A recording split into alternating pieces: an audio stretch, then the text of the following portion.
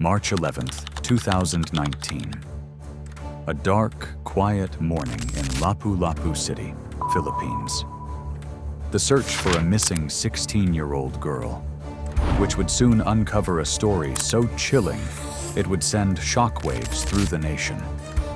This is the story of Christine Lee Silawan, a young girl whose life was tragically cut short in the most brutal way imaginable. Today in Black Box, we will uncover the terrifying truth behind the murder of Christine Lee Silawan.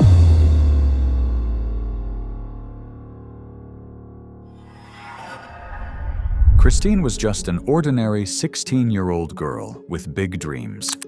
She lived a humble life in Lapu-Lapu City, Cebu, a place known for its rich history and serene coastal beauty.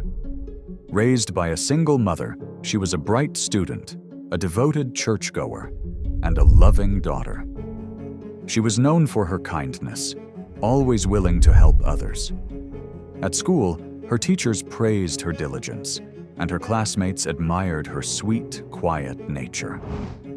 Christine was also deeply religious, serving as a church collector, assisting in Sunday services, and dedicating her time to faith. But on the night of March 10th, 2019, that innocence was shattered forever. It was just another Sunday evening. Christine had gone to church, as she always did, collecting donations and saying her prayers. But when the service ended, she didn't go straight home. Back at home, Christine's mother waited, expecting her daughter to return any minute now. She usually comes back home at 7 p.m., but that day, she didn't came back home at usual time. Minutes passed. An hour, then 2. Her mother became worried, and she called Christine's phone. No answer. She tried again. Nothing. She began panicking. This wasn't like Christine. She grabbed a flashlight, stepped into the dark streets, and began searching. She asked neighbors. No one had seen her. She rushed to the church, but it was dark and empty. She called her daughter's name into the night. Christine was gone. Christine's mother felt something was terribly wrong. With shaking hands, she dialed the police. And so the search began. But nothing could prepare them for what they would find next morning. Next morning, the police officers gets a call from an unknown caller. The caller's voice was shaking with fear as he spoke to the officer. He told the police officers that he saw something strange and terrible at the empty field near the village. The officers rushed to the location, but they weren't alone. By the time they arrived, a crowd had already gathered. Then, what they saw was completely shocking. Lying in the grass was a body, naked, unrecognizable. The skin on the face, completely gone. They couldn't identify who it was. The police were suspicious. The body matched the description Christine's mother had given them. They needed confirmation. So they called her mother to the scene. Even though the face was completely gone, a mother knows her child. It was Christine. Analyzing the body, what it seemed was a murder, but no ordinary murder. This was something far worse. Christine's body was half naked, lifeless. Her face had been skinned down to the bone. Her tongue, trachea, and esophagus were missing. The brutality of the murder was unlike anything the country had seen. Investigators struggled to understand why someone would do this. Was this the work of a sadistic killer? Or was Christine targeted for a much darker reason?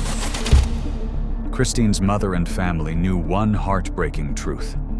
She was gone forever. But one question haunted them. Who could have done something this horrific to her? Christine was kind, respectful, and obedient. She had no enemies, no trouble with anyone. So why would someone brutally kill her? The police had no clear suspects, No one in Christine's life seemed capable of such unimaginable cruelty. But as the investigation dug deeper, they found someone.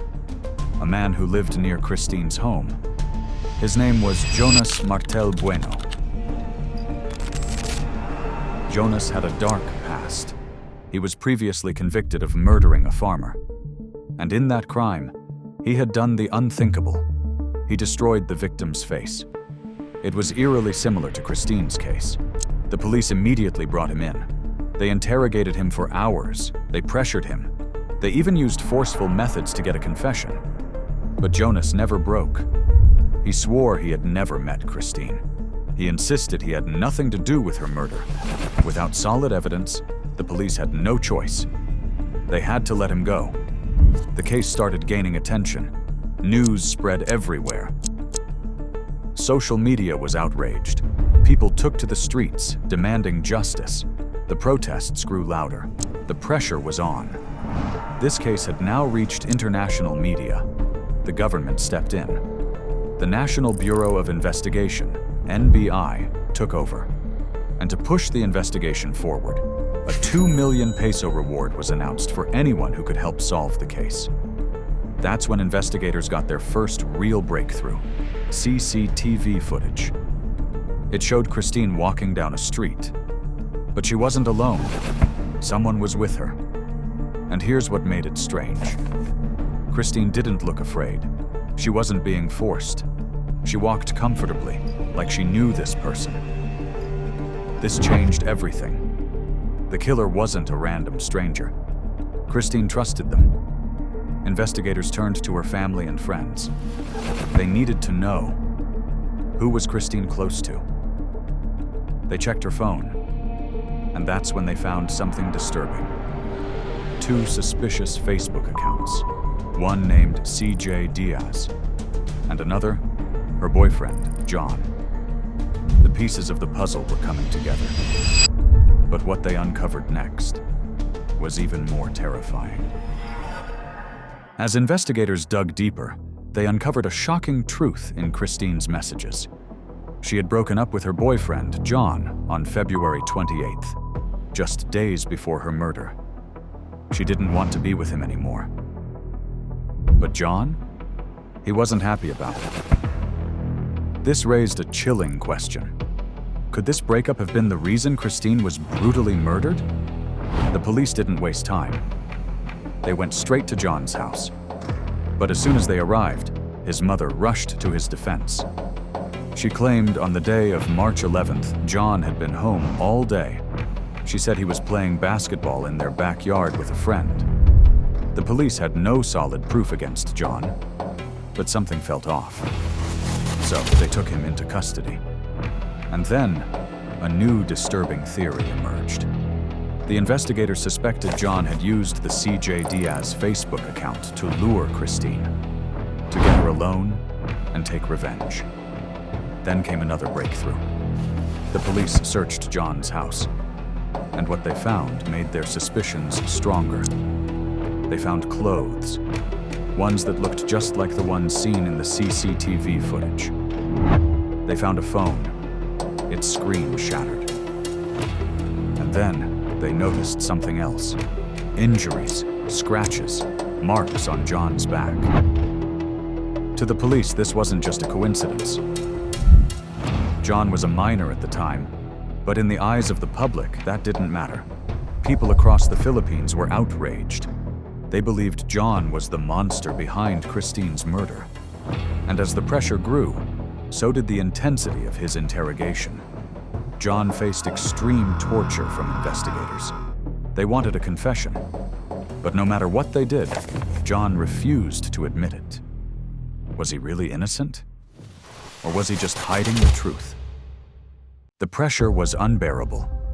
President Rodrigo Duterte, who was the president of the Philippines at that time, issued a warning to solve Christine's case within a month, or every officer involved would lose their job. And then, just days later, John finally confessed. But something wasn't right. He was just a minor. He had no lawyer. His words felt forced. Many believed he was pressured into admitting something he didn't do. Despite this, on March 19th, the police closed the case. John was declared the murderer. But Christine's mother? She didn't believe it. Neither did forensic experts, nor Mayor Paz Rosada. The public was outraged. How could a teenager commit such a horrific crime? Protests erupted. People demanded justice. With no real evidence, the police had no choice. A few days later, John was released. The case was back to zero. Weeks passed. No answers, no suspects. On March 24th, Christine was finally laid to rest. But her mother? She wasn't ready to say goodbye. Not until the real killer was found. The investigation seemed hopeless. Until April 9th. A phone rang. A guy claimed that he is the killer of Christine Lee Silawan. And just like that, the entire case took a chilling turn. The man on the other end was Renato Payupan Lenes, a 43-year-old man with a history of crime, illegal weapons, drugs, and now something far worse. On April 9th, he was arrested. And just 2 days later, during a shocking press conference, he confessed, "I killed Christine." His words sent a wave of disbelief across the country. Why would he confess now? Renato claimed he met Christine through Facebook, using the fake name CJ Diaz. Posing as a 16-year-old, he lured young girls into talking to him. According to the police, it was Christine who first sent the friend request, fooled by his innocent profile picture. For months, they chatted. She even asked to meet him several times. But Renato always refused, until March 11th. That night, they finally met outside a church. When Christine saw the truth, saw the man behind the screen, she was horrified. She told him to leave, but Renato wouldn't back down. He begged to walk her home. Then, as they walked, he made his move. He asked her for sex. Christine immediately refused. She tried to call someone, John, perhaps. But that rejection sent Renato into a blind rage. High on drugs, he stabbed her, dragged her body to an open field. And then, he did the unthinkable. With a pair of scissors, he skinned her face, took parts of her body, stuffed them into a bag and disposed of them elsewhere. He claimed he learned these methods from Facebook, YouTube, and the disturbing Momo challenge. But something didn't add up. Renato insisted the person in the CCTV footage was him. But the height, body structure, and even the hairstyle didn't match. He said he used scissors, but forensic reports revealed her face had been burned with acid. And the biggest question? Why confess now? His answer was that he wanted to clear his sin, and he was not happy about a 16-year-old boy, John, suffering from the crime he did.